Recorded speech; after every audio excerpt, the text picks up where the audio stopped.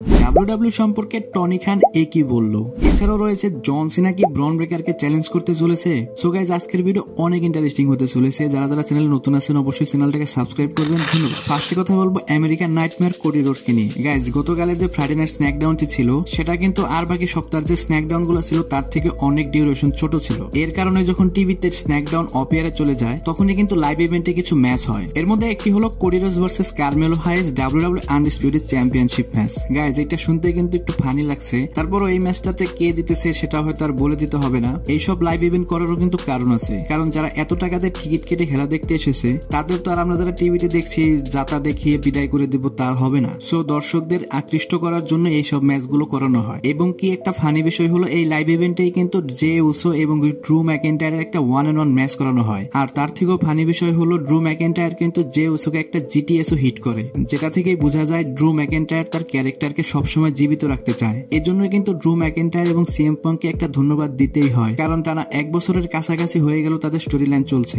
এখনো কিন্তু দর্শক কিন্তু সমানভাবেই মজা পাচ্ছে তাদের স্টোরি লাইন দেখে। নেক্সট কথা বলবো ডাব্লিউডাব্লিউ এক্স সুপারস্টার রুসেফকে নিয়ে। 2013 সাল থেকে 15 সাল পর্যন্ত একটা সময় ছিল যখন রুসেফকে আনডিফিটেবল দেখানো হয়েছিল, এবং কি রুসেফ এতই স্ট্রং ছিল যে জন সিনাকেও কিন্তু একবার পাস আউট করে দিয়েছিল। সেই রুসেফকে কিন্তু 2015 সালের পর থেকে অতটা স্ট্রং দেখানো হতো না, কিন্তু ভালো ভালো স্টোরি লাইনেও সে ইনভলভ ছিল। কিন্তু রুসেফ মনে করেছিল ডাব্লিউডাব্লিউতে যখন আমাকে এত ভালো স্টোরি লাইনে রাখা হচ্ছে, আমি যদি অন্য কোম্পানিতে যাই তাহলে মনে হয় আমাকে এর থেকেও ভালো স্টোরি লাইনে দেওয়া হবে। এটাই ছিল রুসেফের জীবনের সব থেকে সেরা ভুলের মধ্যে একটি। রুসেফ চলে যায় AEW-তে, সেইখানে তার নাম দেওয়া হয় মিরো। 2-1 সপ্তাহ AEW-তে সে অনেক ভালোই ছিল, কিন্তু আস্তে আস্তে সে একজন জবারে পরিণত হয়। বর্তমানে AEW-তে 2-3 মাস পর পর রুসেফকে 1-2 মিনিটের জন্য দেখা যায়। এই জন্যই কিন্তু AEW-র কাছে রুসেফ একটা আবেদন করেছে যে তাকে যেন রিলিজ করে দেওয়া হয়। এখন রুসেফ যদি AEW থেকে রিলিজ নিয়ে চলে আসে, এখন কি সে আবার ডাব্লিউডাব্লিউতে জয়েন করতে পারবে? আর যদিও সে ডাব্লিউডাব্লিউতে জয়েনও করে, তাহলেও আমার মনে হয় না রুসেফকে আবার সেই আগের জায়গায় রাখা হবে। কারণ কোথায় সে জন সিনার সাথে রাইভালরি করেছে,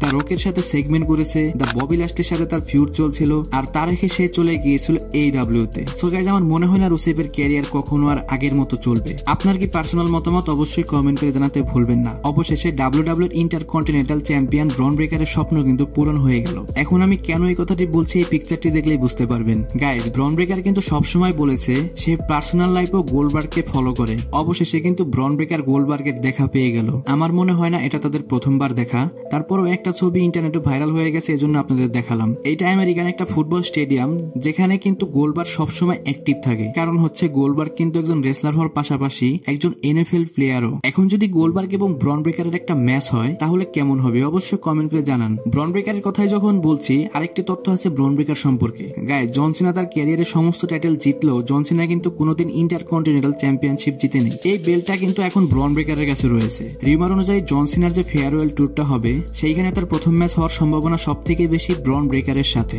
যদি এই টাইটেলটাই জন সিনা ব্রন ব্রেকারের কাছ থেকে জিতে যায় তাহলে কিন্তু জন সিনা হয়ে যাবে গ্র্যান্ড স্ল্যাম চ্যাম্পিয়ন, যার মানে কিনা জন সিনা ডাব্লিউডাব্লিউতে যতগুলো টাইটেল আছে সমস্ত টাইটেল জিতে তার শেষ হয়ে গেছে। আমার মনে হয় না জন সিনা তো ছোট টাইটেলের পেছনে যাবে। এর শুরু থেকে শেষ পর্যন্ত সমস্ত স্ক্রিপ্টে কিন্তু জন সিনার লেখা থাকবে। এর কারণ হচ্ছে জন সিনার যে ফেয়ারওয়েল ট্যুরটা হবে সেখানে জন সিনাকে ডাব্লিউডাব্লিউ থেকে অগ্রাধিকার দেওয়া হয়েছে যে সে কি করতে চান বা কি করতে চান না। সো গাইজ এটা হলে কিন্তু অনেকটা ভালোই হবে, কারণ জন সিনা নিজের ক্যারিয়ার শেষ করবে তো নিজের মতো করে, এর থেকে আর ভালো কি হতে পারে। লাস্টে কথা বলবো ডাব্লিউডাব্লিউ এবং AEW কে নিয়ে। গাইজ অনেকদিন ধরে একটা টপিক নিয়ে আলোচনা হচ্ছিল যে AEW এবং ডাব্লিউডাব্লিউ কি একসাথে কখনো কোলাবোরেশন করবে। এই বিষয়টাই যখন টনি খানের কাছে কোনো এক সাংবাদিক জিজ্ঞেস করে তখনই কিন্তু টনি খান হেসে দিয়ে বলে, হ্যাঁ ডাব্লিউডাব্লিউর সাথে হয়তো AEWর কোলাবোরেশন হতে পারে, কিন্তু সেটা হয়তো 100-200 বছর পর।